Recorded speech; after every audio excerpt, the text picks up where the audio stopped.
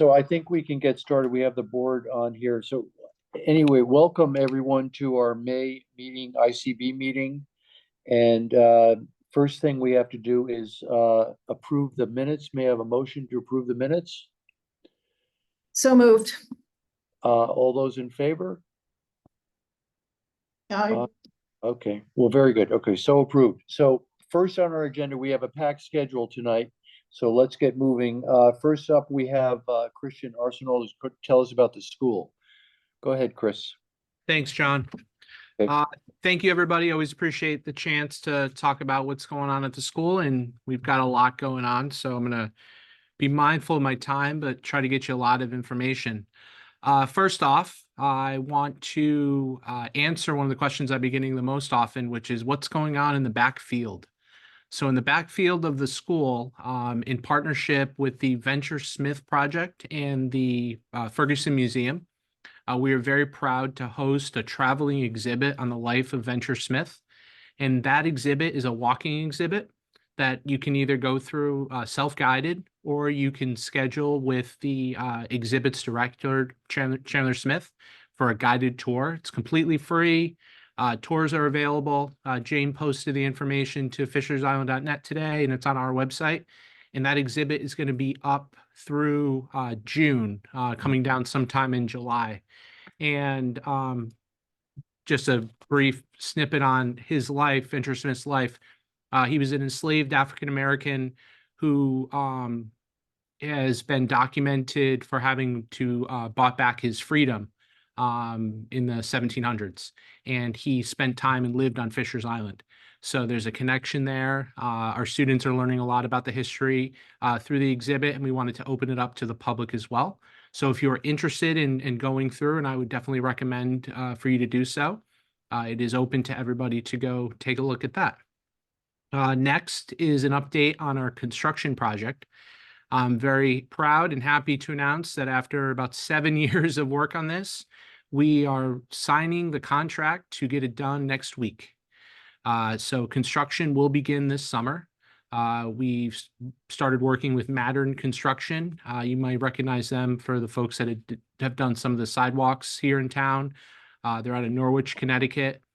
They've been wonderful to work with so far, and we're excited to get that started. To get the project done and to get across the final hurdle, we've been forced to push it into 2 phases. So the first phase is going to address our leaking roof, and we're going to further insulate that. We're going to address some much needed security enhancements to the school, including to what the front entryway looks like and how visitors and students and staff enter the building. And we are going to address the fact that our elementary classrooms are all open concept, so there's no walls and doors, and they're going to be configured in a way where each classroom is going to have its own space with a closing door, both for instructional reasons and safety and security reasons. So those things will be addressed in phase 1, and the project will be started this summer, and the bulk of the heavy lift will be done this summer, with phase 2 coming after it to address our boiler. Our boiler is vintage to 1972 when the building was built. It's something that we know we have to address and will need replacement very soon. But by pushing it into phase 2, it'll allow us to afford phase 1, and also allows us some opportunity to explore some alternative energy potentials for the boiler. So we're started that work, reached out to some schools that have moved in that direction. More updates to come on that, the phase 2, but look for phase 1 construction, mobilization of that to happen mid-June, and then actual construction to happen after our school year lets out on June 26th. So we will be busy with that this summer. And the final item, and the reason I'm going to have to hop off the meeting, is because we have our budget hearing at 6 o'clock here at the school. We encourage and welcome everybody to join us either in person or via Zoom. The information for the hearing can be found on our website, fischool.com. You've seen the budget newsletters that we put in the mailboxes last week. There's a QR code on the newsletter, which will take you to directly to our website, And the website will be able to see the full detailed budget line by line of what we're proposing. This year's tax levies increase is 2.6%, which is our state cap. That's down from last year. Last year's at 2.9%. So the explanation of those expenditures and our revenues can be found both at the budget hearing, which we'll do about in an hour or so, and then again on our website.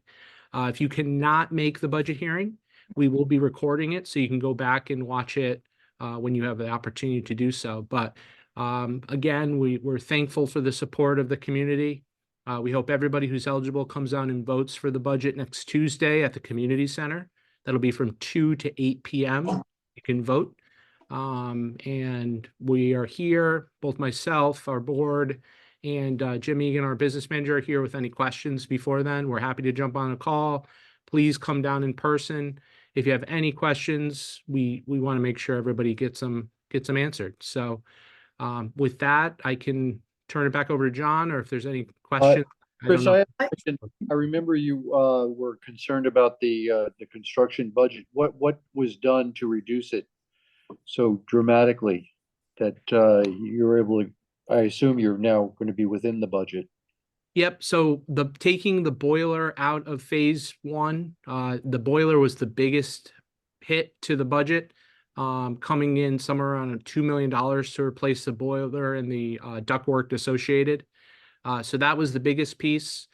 Since the original concept 6 years ago when we drew up the scope, we've taken out things like full school air conditioning, renovation to the courtyard that's inside the building here. We've taken out a new playground. We've taken out full sidewalk repair, and we settled on just addressing the most needed areas. So that was a big cost savings. And then Mattern came with their whole team, and we're able to find cost savings just from being in the building, getting a sense of the style, and we're able to find some cost savings there. So it's been a lot of work to get the number to where we can afford it, but we are currently where we can afford it. Good to hear. Good to hear. And I have one other question that Christian, this was asked of me as an ICB member. Do you have a committee that's been working with you to finesse this renovation? And if so, are there parents on it, or who's on it? The Board of Ed has been our, they get the final approval. So we've been giving them monthly updates at our board meetings. We put a committee together originally 7 years ago to get the original needs assessment done. So that's how we got the original items on the list. Thanks. Thank you, Chris. So is it any questions from anybody else? Okay, good, great. Thank you, Chris. And Thank you all. Good luck with your projects there. Anyway, next up is Beth Cashel. Hi, thank you. I will go quickly, given your schedule. I'm going to start with the Highway Department. So as many who are on island know, there has been paving going on, and that was completed. It should have been today on various roads. The paving that was done were on roads in areas that also had drainage work. If you remember, in fact, a year ago today, as an update, we discussed sort of the priorities. And one of the first priorities was drainage projects would be the first part of a 3-part layering system in the need to fix sidewalks and roads. Because as we also discussed, the idea was there'd be a 3-year cycle in this process. Gordon Murphy, many thanks to him as a member of the Sidewalk Committee for the ICB. He's really been following up and working closely with Dan and the town engineer, as well as Louisa, advocating for fishers. The next item is the trooper housing and the state police barracks. As all of you know, the barracks are in need of great repair and are no longer in a condition to house the state troopers, so it is no longer in use. The state police left the island this winter, and the town police have been working on island during the week, not on weekends. They have been using the community center as an office. Thank you very much, the community center. And they have continued to use the house near the Legion for living, and that is the house that the town has rented for them for 1 year. Recently, though the police have moved their office from the community center to the Ferry waiting room, as the community center needed to have the quartermaster room back for the season. The Ferry waiting room right now seems to be really working out well. It's been only a few days, but we're very positive, and thank you to the Ferry for working and the community for working together on solutions. The work has not begun on the state police barracks because the town is determining what the building will be used for, housing versus office, as this really determines the specifics of the renovation project. The hope is that the state police barracks will be used for housing and another house or space can be used as an office. Al Crosby, who, as you all know, is our town supervisor, is in conversations with the state police and is working to see if they will return to the island, as this really will be a more economic solution for our policing on the island. And so far, indications are that the state police are wanting to return, but the housing and office space is still an issue that needs to be resolved. Currently, the conversations have yielded positive momentum in that the state police have come to the island and looked at various options for housing and office space. The town and the town supervisor have been actively engaged with the state and our Ferry reps and Louisa in working for a long-term solution. The trailer that did come to the island a few months ago is not a solution for the office space. And as the state police will not utilize that for an office. And so that is being moved off island, might have been even within the last day. For this summer, we will still be using we will have policing, town or state. We're not 100% sure which it will finally be, but there will be coverage. The Ferry will be, the waiting room will be the office, and the rental will be the housing. Another item that has been, is a big item in the town and particularly impactful for Fishers, which we've been updating you on, is our zoning review. As you know, the town hired consultants to review the town zoning in order to align it with the comprehensive plan. To date, a diagnostic report and public engagement plan has been drafted by the consultants. Heather Lanza from the town has facilitated a workshop for the community, that was in March, about zoning review. We can ask Heather to repeat this workshop this summer if we have an interest. There is a town zoning advisory committee with a website on the town website, which I encourage all of you to look at and review. We also have, and I have spearheaded a Fishers Island zoning committee. There is no Fishers Island rep on the town zoning advisory committee. So this Fishers Island zoning committee is reviewing zoning on Fishers in order to offer recommendations to the consultants as they review the town zone altogether. The committee includes George Conant, Richard Miller, April White, Staley Sidnawi, Kate Stevens, Jim Reed, Heather Burnham, Martin Van Hengel, and myself. We are meeting regularly and reviewing the zoning code and maps. Changes to Fishers Island zoning will be considered and are likely to occur. To that end, we are reviewing all the code and maps. We are utilizing the diagnostic report made by the consultants in September, the recommendations made in 2015 by a Fishers committee, the goals of the comprehensive plan, and historical work done to date, such as the Yale study, to inform our work. We will bring back our work and findings and recommendations to the community for discussion and feedback prior to presenting to the town or consultants. Timing is, the goal is the final town zoning report by consultants will be voted upon in a year's time. So this is a process that will be going on for the next year. The town's overall thinking is that not all zoning categories are applicable to all hamlets, and that a more nuanced menu may needed to be created, more specifically, one that really speaks to each hamlet. The next item that I will bring to you is just FYI, Dock Beach parking. This is a town parking lot, the little town park, and there is no overnight parking. So now that May is back and people are beginning to use that park and the beach, we are please asking everyone and reminding people that that is not overnight parking, and that is parking for Dock Beach. And the warnings and potentially tickets will be issued. The Coast Guard building. The town is holding a hearing on June 18th at 4:30 p.m. to change the zone from general business to Marine One. This is a preemptive change to protect the area from potential development by future owners, as the property, as you all know, is under auction. And I know that Jeb is speaking on that in a little bit. Thank you, Louisa, for initiating that conversation and change. Sewer, again, which is on the item, I will let you know, it might be discussed that a letter will be sent in June or July detailing the sewer financials in relation to the Fishers rate increase.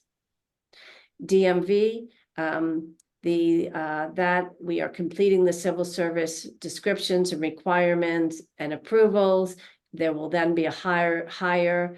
And currently, given that we are now in the season and there is a pretty intense training for any hires, the idea is that this will not be, the timing is more likely a fall, winter 2024, not for the summer. And that is the update for today. Thank you very much, Beth. Do we have any questions for Beth, please? No, okay, then.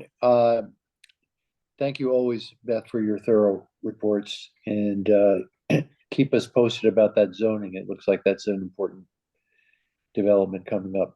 Anyway, Jeb Cook is up next, going to talk about the Coast Guard House. And go ahead, Jeb, please. Thanks, John. Thanks, John. As most of you may know, our little Coast Guard station on Fishers Island is up for auction. The auction went live last week. It can be found online. There's a link, I believe, posted on Fishnet at GSA Real Estate Auctions. There is a starting bid set at $1 million, and the auction will remain open until on or about July 8th, so we're told by the GSA. It is a eBay type auction. And if you've got experience with eBay, it's just bid, the highest bid wins. The Ferry district will be prepared to participate in the auction later on in June. You may see a notice in posted regarding a public hearing for the Ferry district's floating a bond. This is all about us trying to protect our waterfront, and should no other organization on the island bid on the property, we want to be prepared to get it. Also, lastly, if anybody has any questions regarding the Ferry District's efforts with this property, please feel free to reach out to me or any one of our commissioners. We do have public meetings every other month, and as we get closer, we may very well have a public meeting on our approach to this auction. But for now, we won't have any money available to participate till later on in June. And Jeb, as far as the Ferry District, how will they be using this property if they do bid on it, or what do you envision could happen if you actually win the auction? Yep. So we are looking in the future for a new ferry, and that space may be helpful. We also are, as many of you may know, we are selling the Silver Eel. It's up for sale, and that would be the location for a fast ferry in the future. In the meantime, our hope is to, if we were to get ownership of that property, is to have small boat slips place, and then rent out the house for some island organization, ferry employee, fire department, whoever. You mentioned to me they could, it's a modular house, so it could actually be moved. Is that something that's still in the cards? Yes, it is. It's a modular house, easily moved. And that is certainly up for consideration if should anybody express interest. It is a 4-bedroom house, 2 bathrooms. And also on the website is includes interior pictures of the house. Okay. Great. Do we have any questions for Jeb here?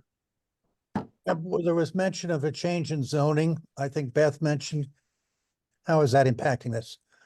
So Steve, the property was zoned commercial, and that would have allowed anything from your bed and breakfast to a hotel to restaurants, what have you, on the property.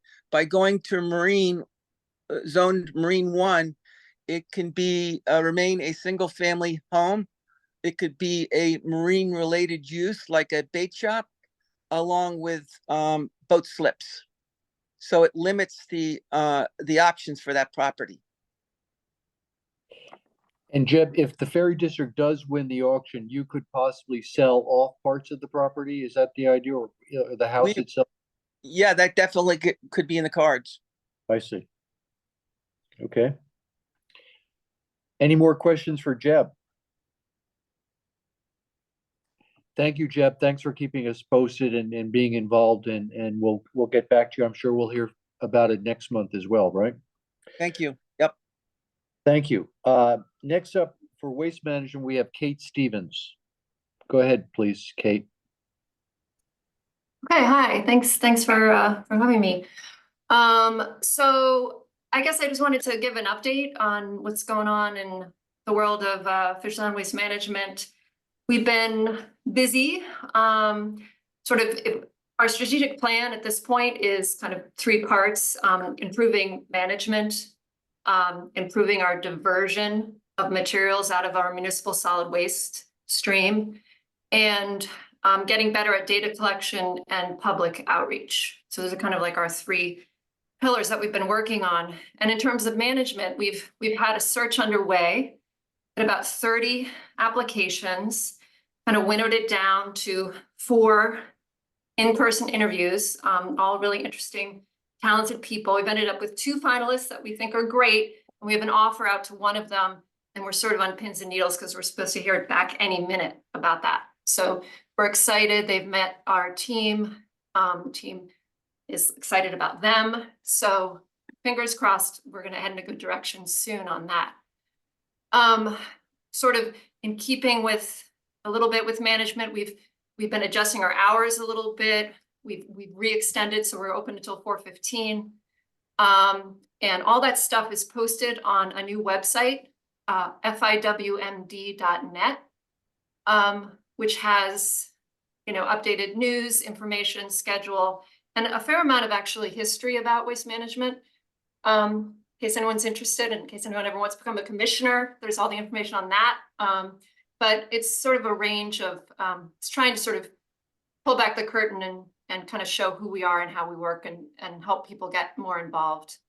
And we have workshops and meetings every month, the 1st and 3rd Thursday from 10 to 12 at the community center, and public is totally welcome, either in person or by Zoom.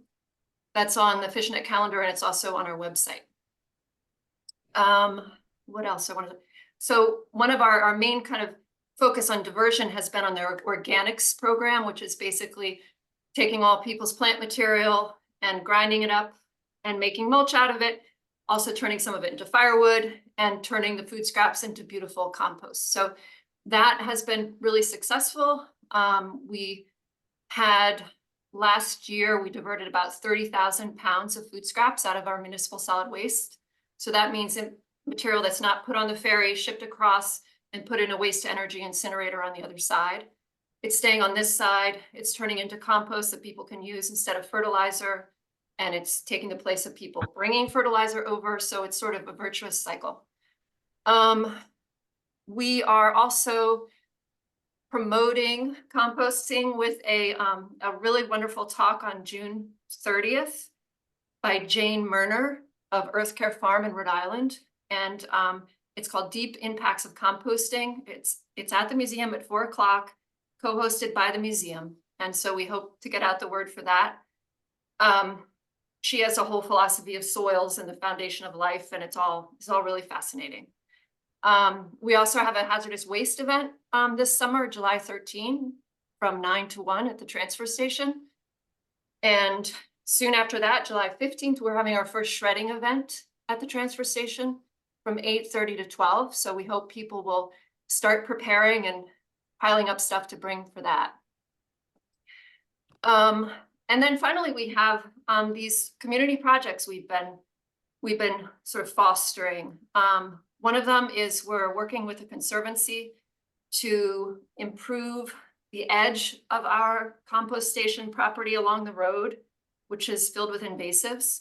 So we're working with them on a remove and replace program.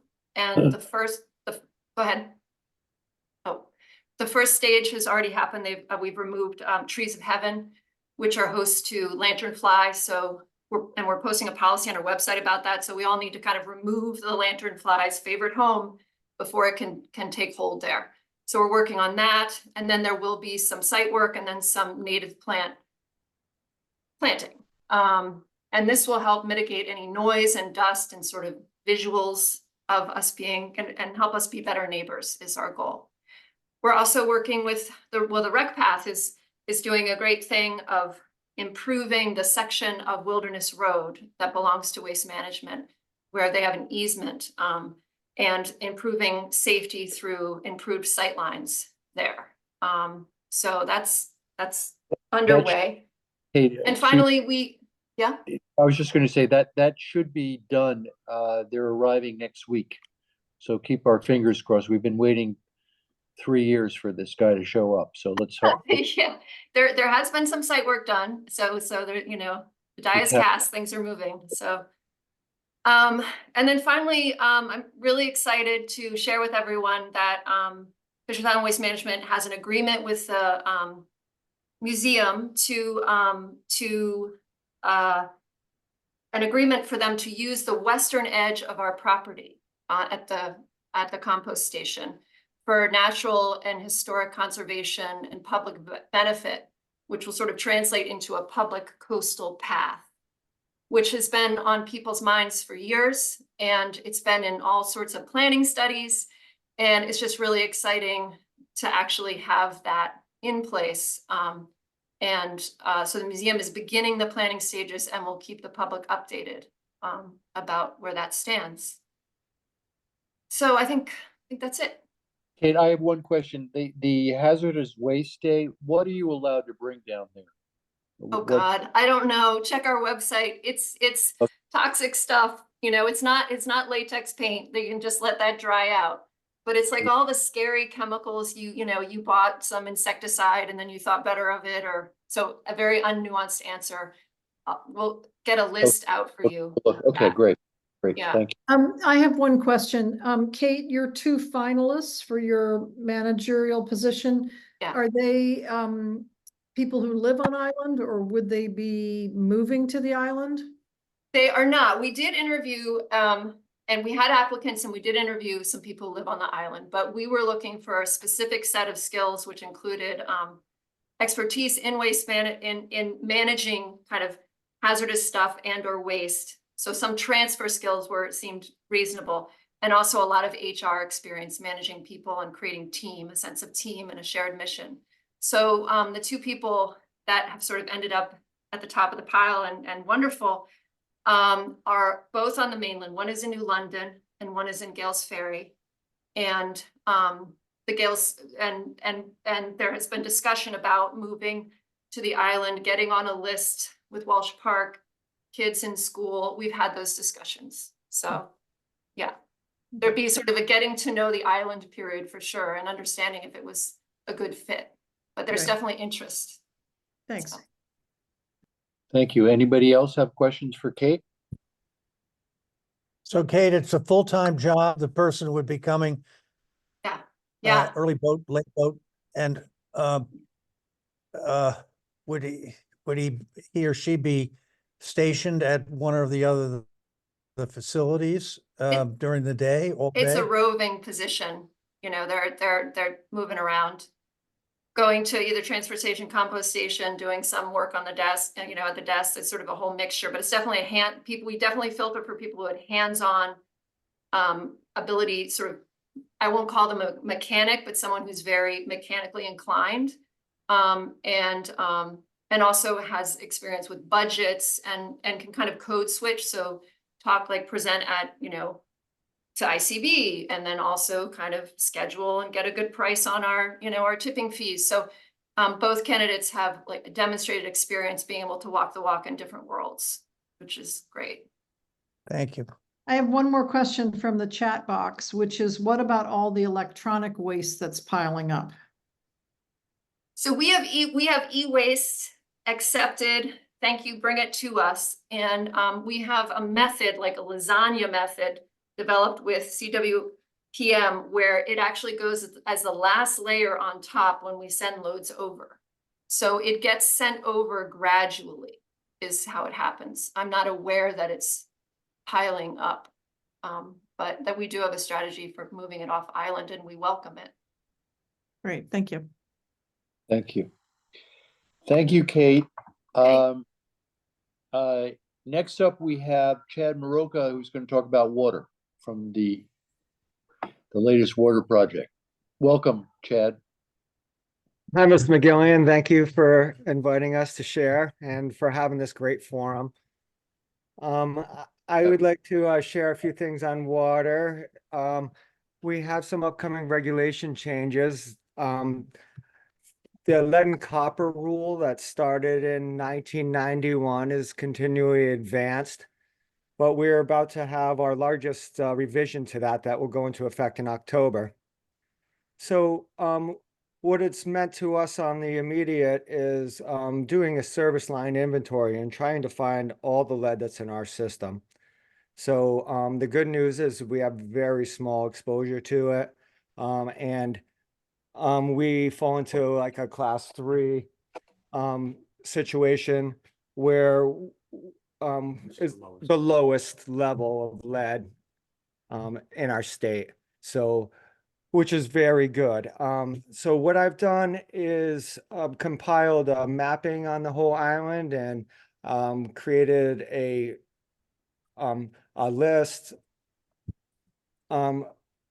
individually for everybody. And I've also posted to our website all the information on it.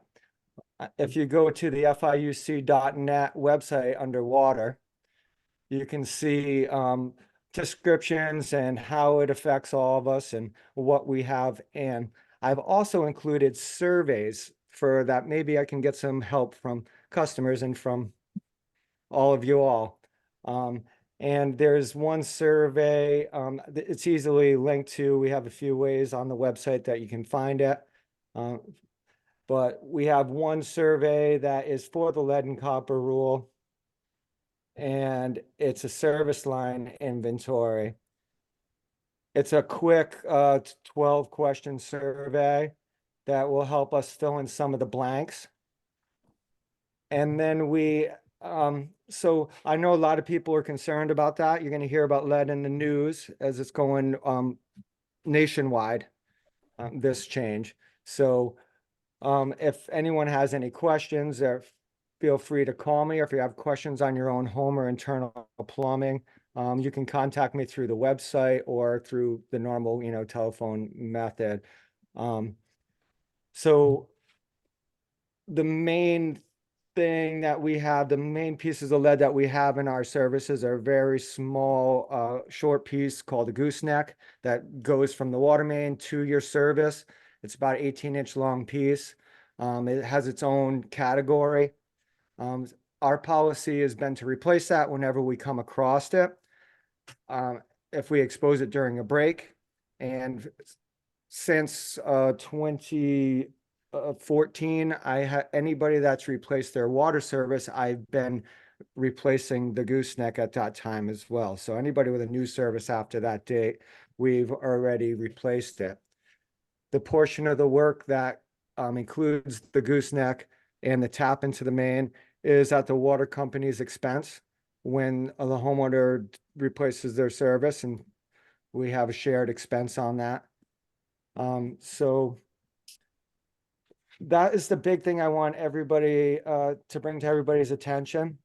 We've also done, you may be aware, there's been a little rash of well drillings on the island, which is good. Everybody helping with the irrigation load, which will definitely help us with summer pressures, etc.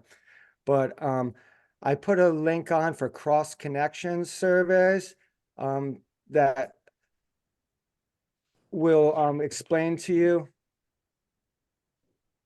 I'm sorry, what the cross connections are, and a little survey on what you can do to protect yourselves and your neighbors from backflow of a well, or if you had a dock or with a hose on it. There's about another 12 question survey. So I have 2 quick surveys that'll answer a lot of the questions. I've also posted information on both those things on the website that you can read about. So I don't know if you want to do a screen share, I could share it, but it's easy to find on our website if you just go to the FIUC.net website. Can I ask a question, Chad? Yes.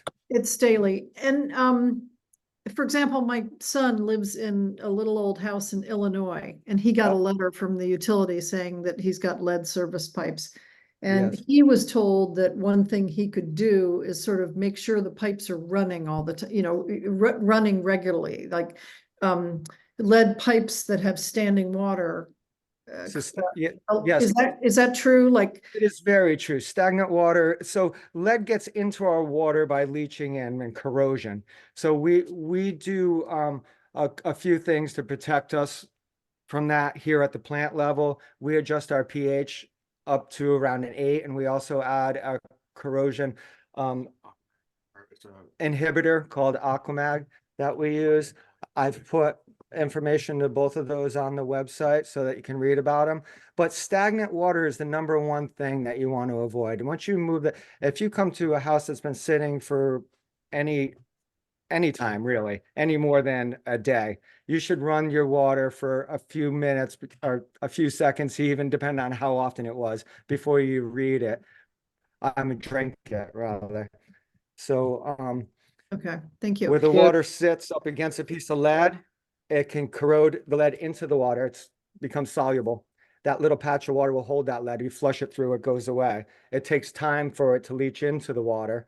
So, you know, moving water is going to be very low. We are, so that's something you can do anywhere you go. And I recommend doing that, you know, at a hotel, Airbnbs, anywhere in the world that you go. You definitely want to flush your water. It seems wasteful, but it's better for your health, and before you drink it. And Chad, what is the company's policy towards people having wells? They can only use it for irrigation and not for home use? That is correct. If your home is more than 500 feet from a water main, then you can get approval to use your water as potable water from the health department. There is about 10 houses that have approval to drink their water now. Other people may or may not, but there's 10 houses that have approval. Other than that, it's in our tariff and in the health department that they any private water should only be used for irrigation purposes. Okay. If you are drinking your water, it needs to be tested quarterly for bacteria, iron, minerals, etc., to ensure that you have safe water at your house. So if you are doing that and you would like assistance with testing your water, then please contact us. We're happy to help with that as well. Good, thank you for that. There are a couple of questions in the chat. One is, are the pipes coming from the water plants not lead? What No. about in the fort area? That's one question. We have no lead pipes in the island at all. They've never been installed. We've been really blessed to have a very high level of quality since the beginning.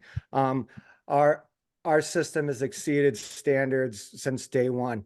Even on this new change, I'm ahead of the curve by years from what we're required to have. But originally, a lot of the water services were brass. That's so expensive, it seems insane, but all Shingle Hill was brass, a lot of other areas. The only lead we have is this small connector to the main. And the old cast iron main pipes, where they meet together, it doesn't come in contact with the water, but the joints in between those have lead in them, but they're not in contact with the water and pose no risk to us. The only thing is that small piece of pipe, like I said. So, lead goosenecks have not been installed on the island. I see a pop-up just come up. We have not installed lead goosenecks since before 1958. So if you go to our website, you'll see links on there. We dug up and checked the hedge street and the gloaming lines that were installed in 58, and they all had copper taps at that point. So we're basing that knowledge on that. Word of mouth passed down from generations said that it was 1980, but I see proof in our system that it was 1958. Here's another question. Is there an issue with replacing the water to the True Value Road properties now that they just repaved that whole road? Who is to pay for that? So there's no issues there. So they are paving down that. Eventually, we will be replacing that main. Well, you may know we're trying to do a large scale water main replacement. That has been in the works for many years already, and we still have a long road ahead of us before we'll be replacing those pipes.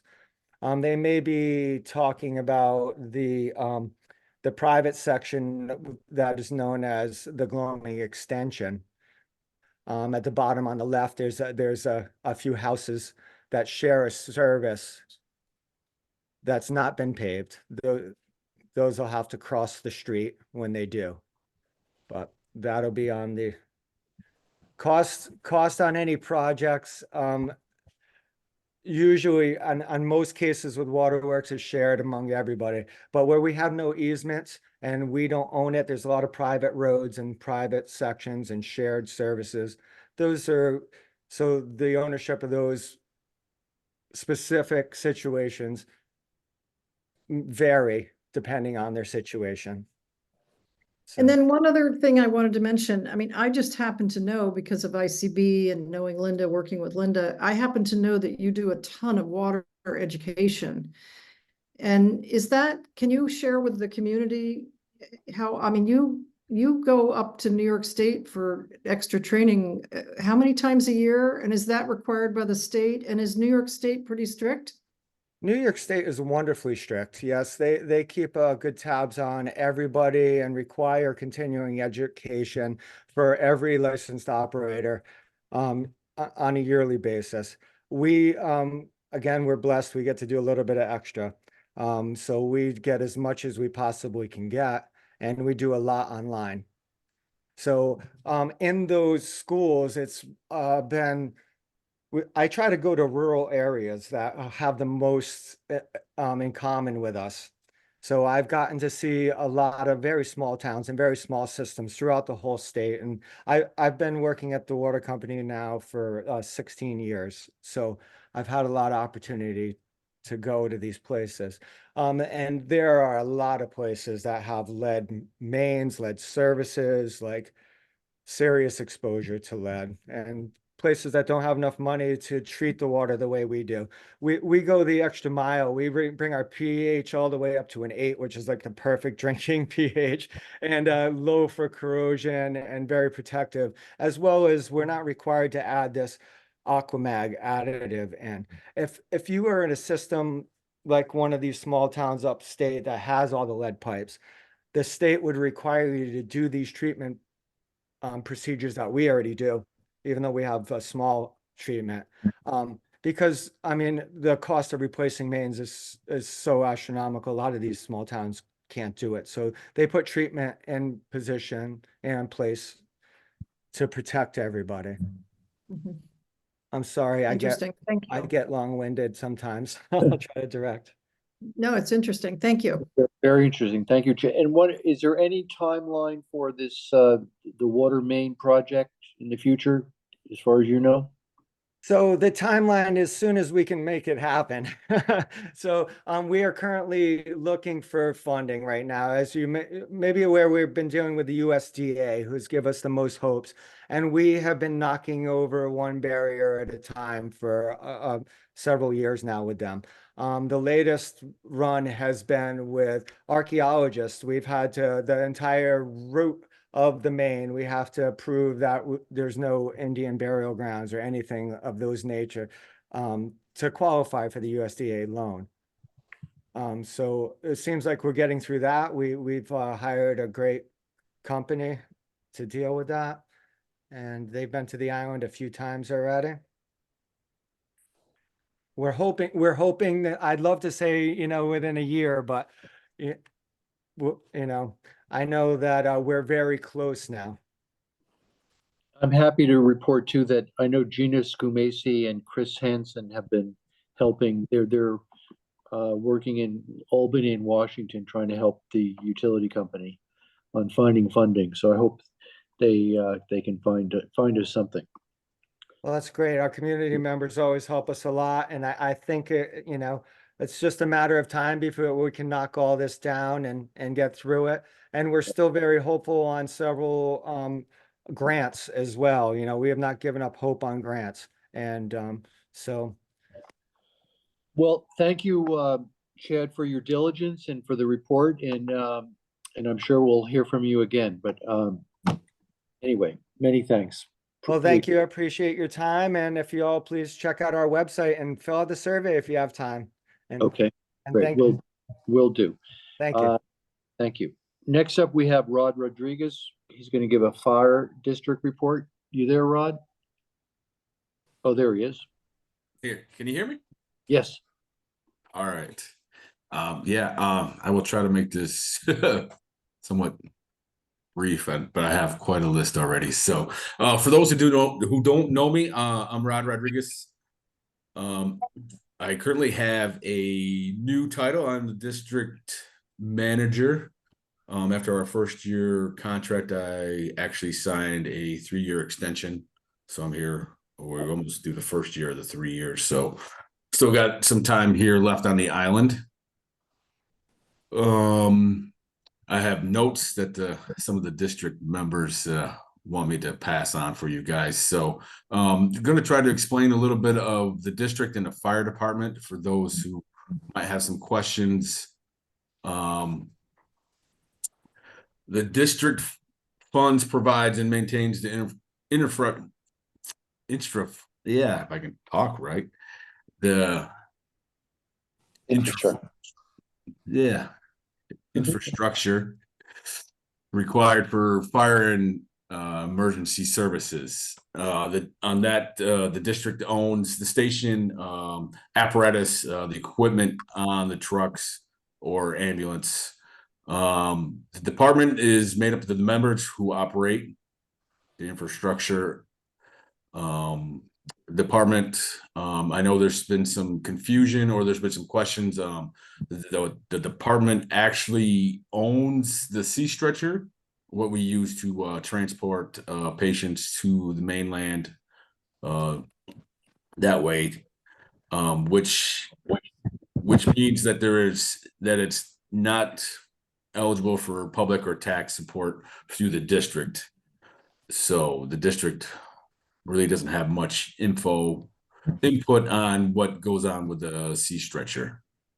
I'm not sure when I talked last year, if you didn't know, our ambulance service is now up and running ALS, or advanced life support, which means we can provide better care for our patients on scene and in transporting, which means I now have the capabilities of doing some critical life-saving maneuvers, techniques.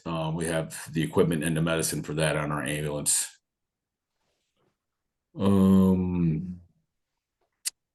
The addition for the station is still a work in progress.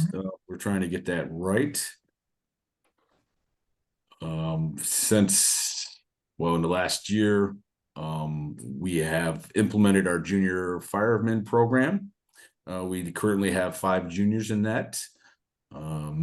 Junior members can enroll at the age of 15, but they cannot participate in any live fire or actual fire calls, emergencies until they hit the age of 16. So the first year, if you do join when you're 15, you'll get a lot of fire medics, policies and procedures that the department uses. Rod, you mentioned the, what's with all these delays with this project, with the fire department? I mean, this has been years now. Is there any holding? It's been years. I keep hearing, my understanding, there's been some, for a while, I will put this, a lack of communications between the architect and the town for what they actually needed for plan wise.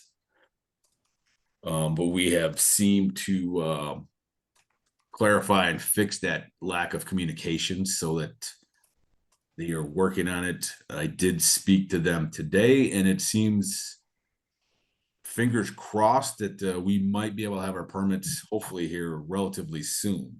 And then it goes out to whatever the next step is. I do believe trying to get bids to see how much it's actually going to cost before it goes to a vote from the community. Okay, thank you for that. Yep.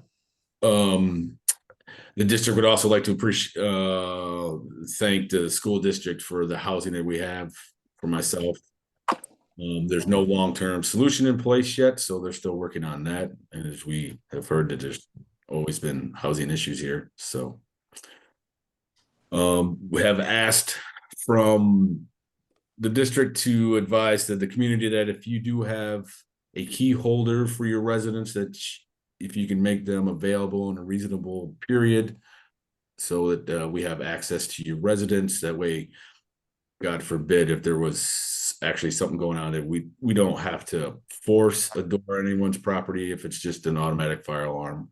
But in reality, if it was a true emergency, we would have to force a door if we don't have access. So they would just like that friendly reminder. If you do have a key holder, if they're on the island or can get to your residents fairly quick, that would be much appreciated. With that, some stats from last year, the fire department responded to 67 calls on the island with actually one working structure fire. EMS did 44 calls. The department now has a website, which I guess it was not quite my brainchild, but I'm running it. Just trying to give the public some more info and for us to be a little more transparent so they can see what we're doing, what's going on. Our website is fifd.net. So you can take a look at everything that's going on. A lot of our histories there, which I didn't know, which is really nice. So you can see we do have an officers page and a commissioners page, so you can at least see who's kind of running the show for us. Rob, what's the status of volunteers? Are there plenty of volunteers?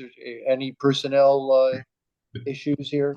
You read my notes. That's exactly where I'm going next. So here's a few priorities I'm working on for hopefully this year, moving into next year. So as John just said, one of the priorities is increasing and maintaining our membership. We have some low numbers, especially on the EMS side. We're currently looking for volunteers. Anyone can help. Looking to, long as the state allows us, we will be running a EMT course here on the island in the fall, which will be 100% virtual for your classroom, and your skills portion and test taking will also be done on the island, so you don't have to be going off of that. So we did have a kind of call out a few months ago. We had a few interested applicants and that have recently joined the department to do that for this fall and to see if they actually like working in EMS and helping out people.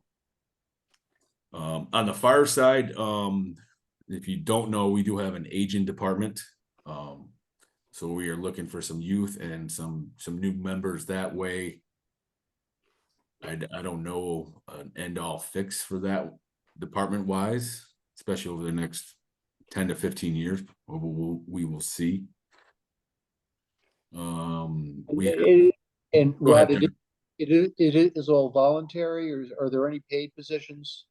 No, there is no paid fire or EMT position. I am the only paid personnel for the district side.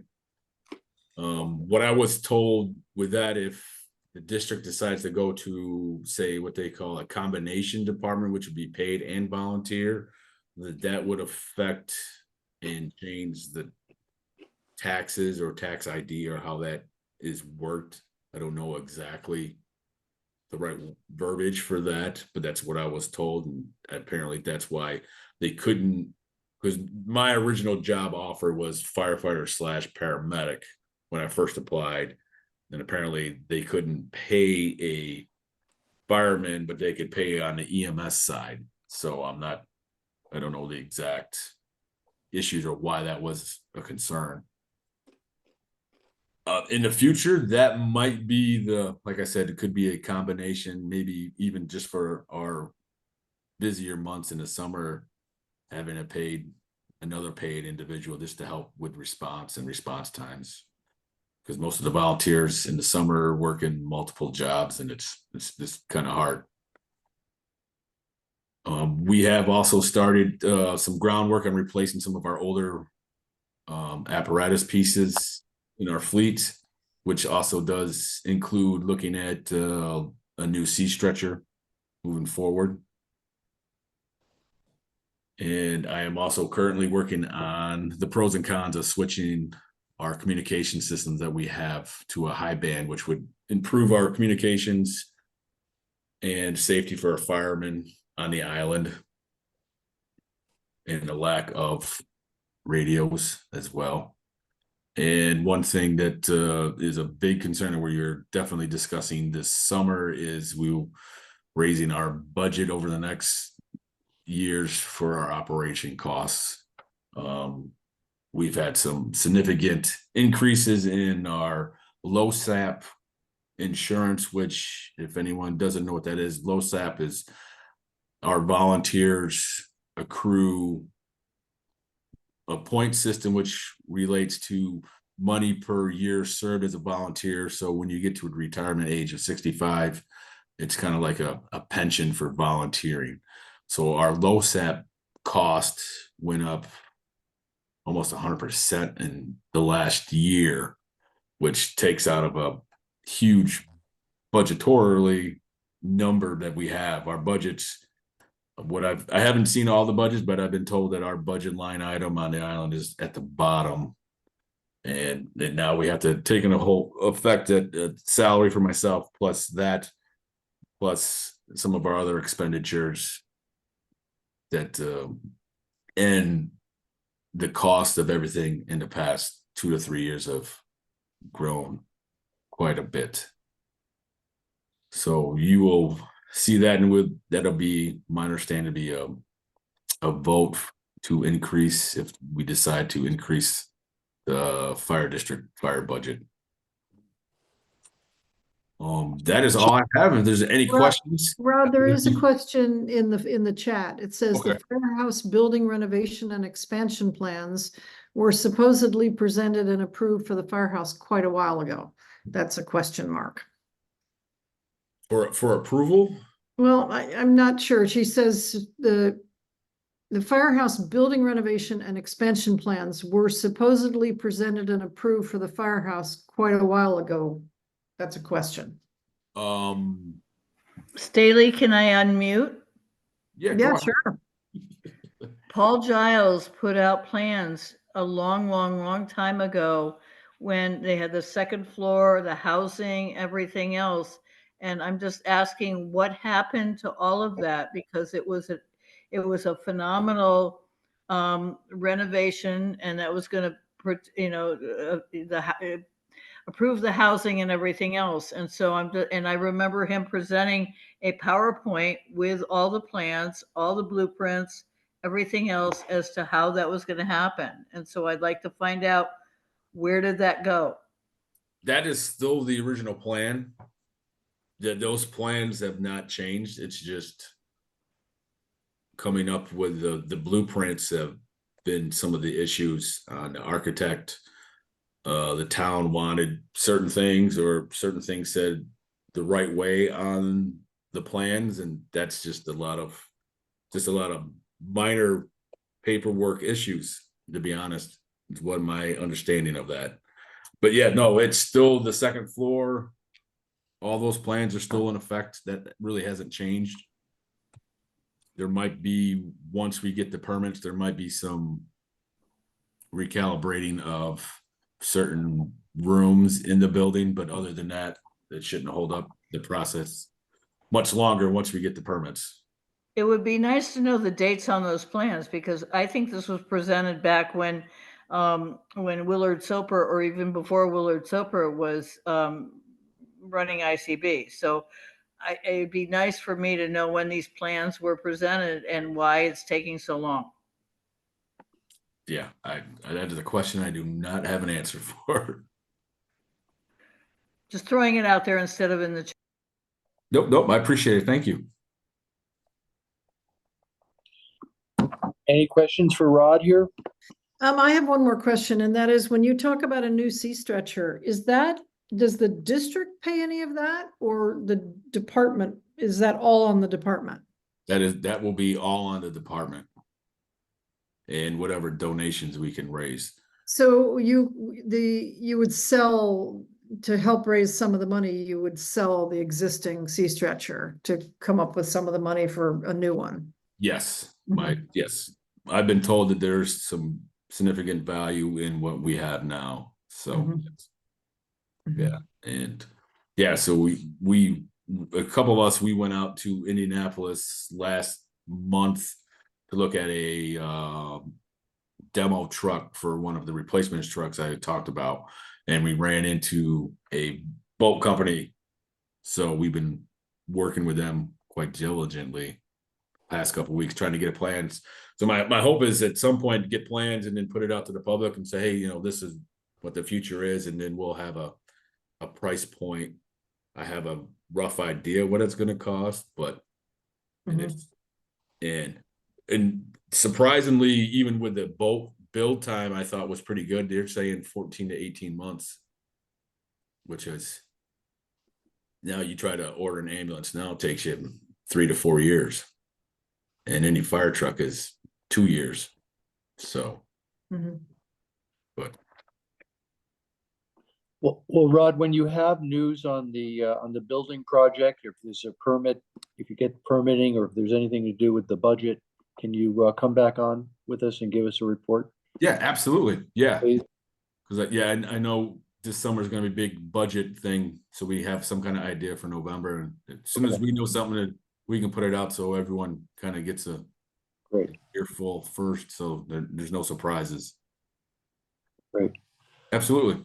Well, thank you very much. Anybody else have any questions for Rod Staley? How are we doing? Now we're nothing more for Rod. We seem to be good. There is one more comment in the chat that came in at the beginning of our meeting, and a comment that the general vehicle speed and the contractor, both resident and contractor speeding, has really increased in the last month, particularly at lunch hour and ferry times. So I think the message is for everybody to please slow down.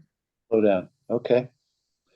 Well, thank you, everyone. Thank you, Rod, for your excellent report. And thank you, everyone, for participating. And we'll see you next month. Have a good evening. Thank you. Thank you. Bye-bye.